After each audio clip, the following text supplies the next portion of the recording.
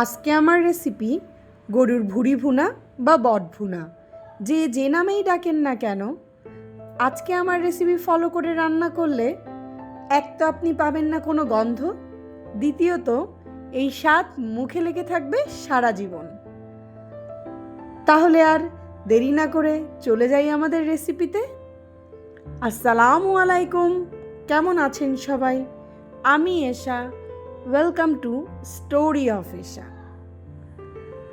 আমি আজকে ভুঁড়িটা আলু দিয়ে মাখো মাখো ভুনো করেছি, সেটাই আমি আপনাদের সামনে তুলে ধরব। এখানে আমি 1 কেজি ভুঁড়ি নিয়ে নিয়েছি। ভুঁড়িটাকে আগে থেকেই কেটে পরিষ্কার করে হালকা লবণ হলুদ পানিতে 1-2 বার ফুটিয়ে পানিটা ফেলে দিয়েছি। অনেকেই এটা পানি ফেলতে চান না, কিন্তু এই পানিটা ফেলা বেশ দরকার, কারণ ভুঁড়িতে থাকে প্রচুর পরিমাণে ফ্যাট, যেটা হার্টের জন্য খুবই খারাপ। তাই এই ফ্যাটটা ফেলে দিলে আপনার গরুর ভুঁড়ির যে খারাপ দিকটা আছে সেটা অনেক অংশে কমে যাবে। আমি এখানে নিয়ে নিয়েছি সরিষার তেল, তার মধ্যে দিয়ে দিলাম অনেকগুলো তেজপাতা, 3টা দারচিনি, কয়েকটা লবঙ্গ, কিছু গোলমরিচ ও 4-5টা এলাচ। হালকা ভেজে তার মধ্যে দিয়ে দিচ্ছি বেশ খানিকটা পেঁয়াজ বাটা। আমি এখানে প্রায় 1 কাপ পেঁয়াজ বাটা দিয়েছি। 1 টেবিল চামচ উঁচু উঁচু করে রসুন বাটা এবং আদা বাটা। এখানে আদা বাটা রসুন বাটাটা বেশিই ব্যবহার করতে হবে। এবং দিয়ে দিয়েছি 1 টেবিল চামচ জিরা বাটা। এই মশলাটা হালকা কষালেই হবে, খুব বেশি কষানোর দরকার নেই। তার মধ্যে দিয়ে দিচ্ছি পরিমাণ মতো লবণ। লবণটা প্রথমে কম দেওয়ার চেষ্টা করবেন। দিয়ে দিলাম 1 চামচ হলুদ, 1 চা চামচ মরিচের গুঁড়া, 1 চা চামচ ধনিয়ার গুঁড়া। এবার সব মশলা ভালো করে কষিয়ে নেব।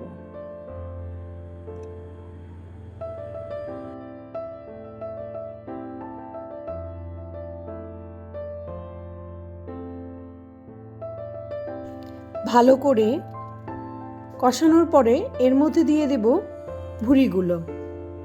অনেকে অবশ্য ভুঁড়ি হাতে মেখেই রান্না করে, মানে সব ধরনের মশলা মাখিয়ে একবারে চুলায় বসিয়ে দেয়। আমার কাছে মনে হয় মশলাটা না কষালে আমি ঠিক স্বাদ পাই না, তাই আমি এভাবেই রান্না করি। ব্যাস, এবার ভালো করে মশলার সাথে ভুঁড়িটা মাখা হয়ে গেলে ঢেকে অল্প একটু সময় রান্না করব।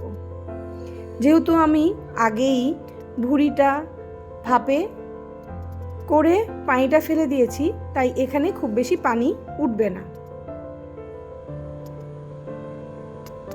মশলার সাথে ভুঁড়িটা ভালো করে ভুনা হয়ে গেলে এর মধ্যে আমি দিয়ে দেব পরিমাণ মতো পানি। ব্যাস, এবার ঢেকে একদম মিডিয়াম টু লো আঁচে ভুঁড়িটাকে রান্না করতে হবে 2 থেকে 2.5 ঘন্টা। আর আপনার কাছে যদি সময় না থাকে তাহলে আপনি প্রেসার কুকারে 5-6টা সিটি দিয়ে নিলেই হয়ে যাবে। তাহলে আপনার সময়ও বাঁচবে, রান্নাটাও দ্রুত হয়ে যাবে। প্রায় 1 ঘন্টা পর আমার পানিটা কমে এরকম হয়েছে এবং ভুঁড়িটাও প্রায় 30% মতো সেদ্ধ হয়ে গেছে।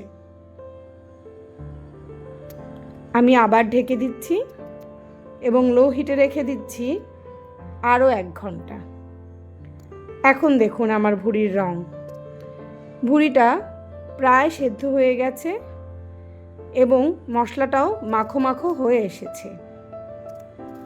এই পর্যায়ে আমি দিয়ে দেব কাঁচামরিচ। আমি ঝাল পছন্দ করি তাই কাঁচামরিচ দিয়েছি এবং এটা ভুঁড়িতে একটা ফ্লেভারও অ্যাড করে। আমি যেহেতু ভুঁড়িটা আলু দিয়ে মাখো মাখো রান্না করব, তাই আমি একটা ফ্রাই প্যানে তেল দিয়ে আলুগুলো লালচে করে ভেজে নেব।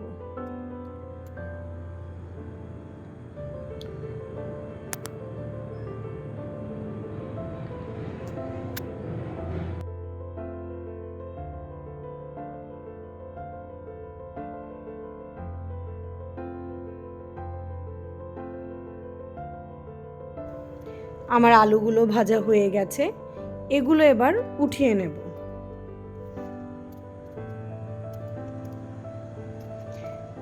এরপরে আলুগুলো আমি ভুঁড়ির মধ্যে দিয়ে দিচ্ছি। এই আলু আর ভুঁড়ি একসাথে মিশাবেন একদম শেষ পর্যায়ে, এবং আলু মেলানোর পরে আলতো হাতে নেড়ে দেবেন যাতে আলুটা ভেঙে না যায়। তবে ভাঙবে না, কারণ আমি ভেজে নিয়েছি। এবার একদমই লো হিটে রেখে দেব কিছুক্ষণ, এবং ফ্রাই প্যানের মধ্যে দিয়ে দেব ফোড়ন দেওয়ার জন্য পেঁয়াজ, শুকনো মরিচ, রসুন কুচি এবং জিরা, আস্ত জিরা 1 চামচ। ব্যাস, সবগুলো ভালো করে ভেজে গোল্ডেন ব্রাউন হয়ে গেলে দিয়ে দেব ভুঁড়ির মধ্যে। আমার এখানে ভুঁড়ি প্রায় 80% সেদ্ধ হয়েছে। এই ফোড়ন দেওয়ার পরে ভুঁড়িটাকে হালকা আঁচে আস্তে আস্তে করে ভেজে নিতে হবে।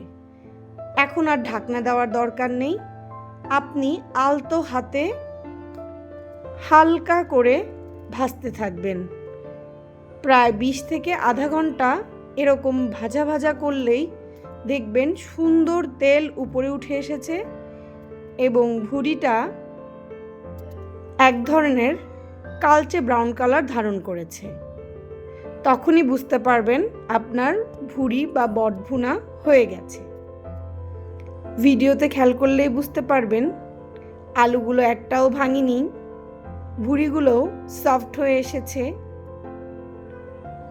এবং তেল এবং মশলায় ভুঁড়িটা একদম মাখো মাখো। একবার এভাবে ভুঁড়ি রান্না করে দেখুন। আমি এখন এখানে পরিবেশন করছি। এই ভুঁড়ি পরোটা, গরম ভাত, পোলাও সবটার সাথেই খুব ভালো লাগে খেতে। ব্যাস, হয়ে গেছে আমার সবার পছন্দের ভুঁড়ি ভুনা বা বট ভুনা। আমার বাসার সবাই আলু পছন্দ করে, তাই আমি আলু দিয়ে করেছি। আপনি আলু ছাড়াও করতে পারেন। এতক্ষণ সাথে থাকার জন্য অসংখ্য ধন্যবাদ, এবং রেসিপিটি ভালো লাগলে লাইক, কমেন্ট এবং শেয়ার করতে ভুলবেন না। আর আমার এই রান্না দেখে যদি রান্না করে একটুও ভালো লাগে, অবশ্যই একটা কমেন্ট করে আপনার ভালোবাসা জানিয়ে যাবেন। ধন্যবাদ সবাইকে। আল্লাহ হাফেজ।